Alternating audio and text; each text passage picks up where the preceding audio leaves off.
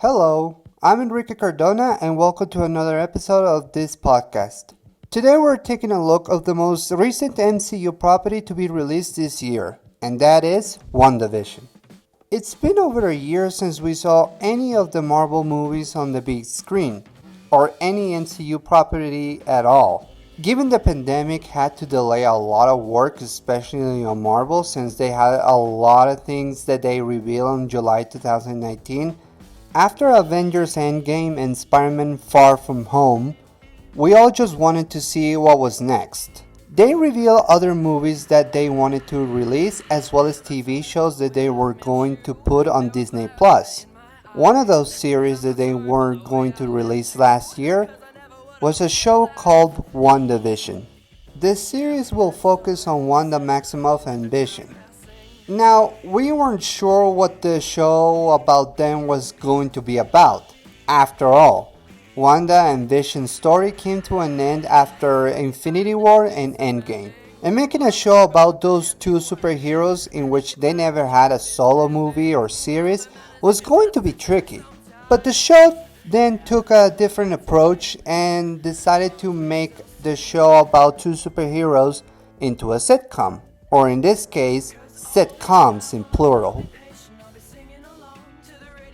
It's not clear why at the beginning Wanda and Vision are living into a sitcom reality, but nonetheless, we see that Wanda and Vision are living together in a neighborhood called Westview, in which they're living a happy little life in which they get to reenact every single sitcom trope that has ever been in the history of sitcoms, at least in America.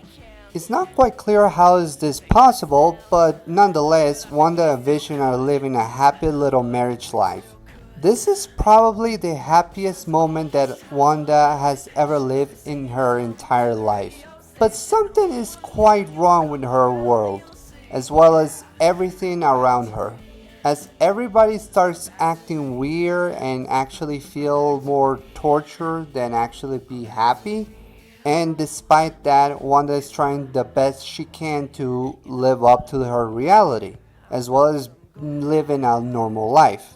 Not to mention, a new organization of the Marvel Universe called SWORD is actually monitoring all the town of Westview in order to find out what's going on and how Wanda or anyone else is creating this new reality of sitcoms. Secrets will be revealed, romances and friendships are put to the ultimate test, and we will find out how is this possible. What I love about this show is that the reenactments of all the sitcoms doesn't come across as, parodies or just mocking the sitcoms. They have a touch of parody, of course, but it's not too forceful or too mean to say the least, and they actually have a connection with one of the characters. The time periods serve a purpose to the plot, and that's something that furthers the characters a lot more. Before we go to the main cast, it's important that we see the supporting characters that have been in this show. The majority of them we already saw in previous movies, but they also became their own characters in this show, so let's go through those characters, shall we? I'll start with Monica Rambeau, played by Teyonah Parris. Last time we saw Monica, she was a little girl in Captain Marvel, who was living with her mother, Maria Rambeau. As a kid, she wanted to be a heroic and adventurous just like Captain Marvel and her mother. Monica was one of the people who got dusted by Thanos' snap in Infinity War, and after Endgame, in which the Avengers managed to bring everybody back, we see that Monica finds out that her mother Maria died after her disappearance. Maria formed SWORD before passing away, and Monica became an agent of SWORD.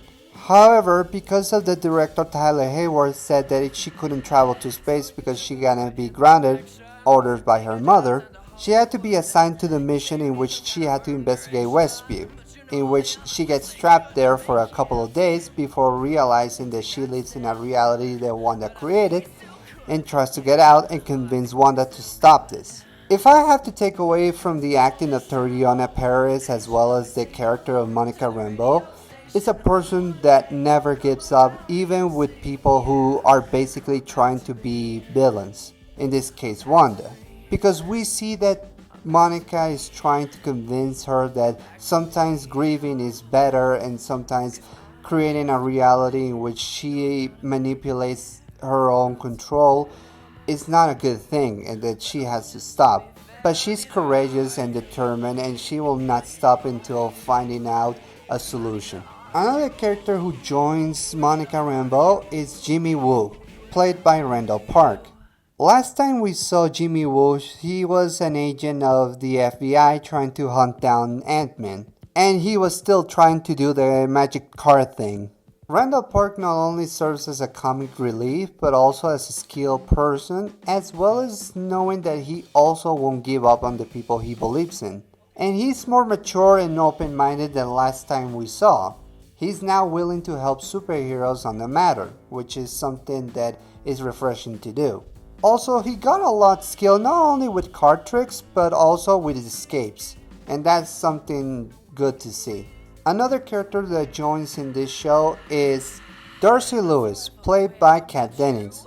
Yeah, a lot of people don't like this character, mainly because Kat Dennings is not trying to be as funny as she can be.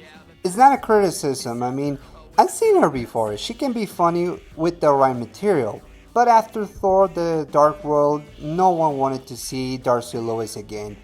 And we thought that it was going to be the last thing we saw of her. But this show decides to give her a second chance, and I have to admit, she's a lot better in this show than she was in Thor. I'm not kidding, she actually provides more comic relief that is actually comic relief. Not to mention that she's also helpful with sources as well as technology. She can actually be more helpful given that she's a doctor and that she detects antimatter of dimensions, so she provides a lot of help. Also, this might be a little weird, but it's funny to see Kat Dennings and Randall Park, two people who work on sitcoms, watching a sitcom with two Avengers. Funny little world, isn't it? Seeing two characters that play sitcom characters watching a sitcom and basically get invested in the sitcom. I have to admit, I got my laugh on that. I laughed my ass out. Now we get to see a new character in this show, which is Agnes, played by Catherine Hahn. I got to admit, I was surprised by her performance in this show. Not because she's funny, which she is, and it's a given that she can be funny, but also because how mysterious she is. And I mean, she doesn't let you know who she is, only that she's the nosy neighborhood that we all got in sitcoms, and that she wants to help Wanda in her reality, and that she wants to help her live the life of a normal person. I'll get into the spoiler territory, but needless to say that she's a funny character, and that she provides a lot more. There are even some good scenes in which she can be serious, but like I said, I'll get into that. But I'll say that this is actually one of the best performances that Catherine Hahn has ever given in her life. And now let's get to the main characters, beginning with Vision, played by Paul Bettany. Last time we saw Vision, he was dead in Infinity War after Thanos got the Mind Stone out of his head, killing him. So it's actually surprising to see Vision alive and well and with a Mind Stone in his head. However, this Vision doesn't know exactly where he's come from. In fact, he doesn't remember his past life. Being an Avenger, having a relationship with Wanda, that Thanos killed him. And while he's having a good time with Wanda and being happy that he's married with her, he doesn't feel right, to say the least. He feels like he's living in a reality he doesn't know how he got created, or if it's actually Wanda's creation, or if it is actually just a dead person not knowing what's going on. This series provides one of the best performances of Paul Bettany, as you get to see him be very emotional as well as being very funny, which is a given by Paul Bettany, but It's still surprising nonetheless, and you get to see him struggle with his identity as well as knowing what's going on. And that his relationship with Wanda, is it real or is it just by her creation? You actually get to see him explore that and to see him trying to live this reality, not knowing if he's real or not. And now, let's talk about Wanda Maximoff, played by Elizabeth Olsen. Wanda in this series is different from before. She's still acting as a superhero, but also as a woman who tries to live a normal life and recreates everything from a reality in which she's living into a sitcom. And trying to have a normal life with Vision as well as having kids. That's right, she's having kids. And all she tries to do is to maintain everything under control, and everybody who threats her world gets kicked out pretty quickly. Although she doesn't harm anyone, she still manipulates our reality into a sitcom, and the town of Westview are caught into it. This brings also one of the best performances of Elizabeth Olsen, as she has to be both a domestic mother from the 50s to the 90s and early 2000s, to a crazy woman, to a mysterious, whether she's a bad guy or not, into a dramatic but well-intended person that just wants to have a normal life. After all, Wanda has lost a lot. Many people in her life went and go, and she just wants to be happy. I mean, she lost her parents, she lost Pietro, her brother, and then she lost Vision, which is very dramatic. And not only that, you get to see that she just wants to be happy, but she doesn't know how. And the life that she's living into a powerful witch who can manipulate everything, that's something that she doesn't want. But in the end, that's the life that was given to her. And actually, we get to see more of that. We get to see more in depth of how she got her powers, because this show actually hints that she might have already had those powers from the beginning. Recall the powers that she has. People say that it came from the Mind Stone, but the Mind Stone, at least in my perspective, seemed to only amplify her powers, not to give it to her. Which comes to the theory that many people had, in which she might be a mutant. After all, the reason that she wasn't a mutant in the movies is because, well, Fox had the rights of the X-Men, and even though Wanda Maximoff was the daughter of Magneto, they never referred to her as a mutant, just as a person who had the powers from the Mind Stone. But even with that explanation, I still believe that she's still a mutant, and this show hints of that. They give hints of maybe she got the powers already. The only thing that the Mind Stone did was amplify her powers. And that's something we will get to see more. Kudos to the production design for recreating everything from the past sitcoms, from the 50s to the early 2000s. Believe it or not, they also use a live audience to recreate everything from the past sitcoms, from the 50s to the 80s, which is impressive. And in order to accomplish the CGI effects, and especially on Vision, they had to use a blue screen effect, which is really good and actually reminds me of the old times. The majority of the shots, as well as the effects involving CGI and computers, are actually much better than in other shows. Considering that this is a TV show and that TV shows don't get a higher budget to movies, this is actually really impressive, and I have to admit, I got impressed. Although considering this is Disney and they have a lot of money, I'm not that shocked, but it's still good that they put all the effort into the production and the effects. Not to mention that Wanda's costume in every era really looks good. I especially like the one in which she was dressing as the Scarlet Witch, which, believe it or not, this is the first time she ever acknowledged that she was the Scarlet Witch. But I'll get into that into the spoiler territory. For now, I want to say that the costume designs and the effects in this show are really impressive, and I hope more shows like this can carry out such an impressive amount of effort into their production. Now, I'm about to spoil everything from the show, and if you haven't seen it yet, I might suggest that you stop the video here, because I'm going to explore everything that this show has brought to us. So stop the video here, watch the show, it's only 9 episodes, and go back to this video. Alright? Is all good? Alright. It is revealed at the end that Wanda created this reality. After losing Vision and realizing that he got dismantled, she couldn't live with the pain, so she moved to Westview, in which, by unexplained reasons, she starts using her powers to create an alternative reality in Westview, creating the environment that she wanted, as well as a house, Vision, and even having kids with him, which is impossible. And then it turns out that Wanda is the Scarlet Witch, wielding the power called Chaos Magic, which is forbidden. How I know all of this? Well, Agnes knows about this, and Agnes in the end is revealed to be a witch called Agatha Harkness.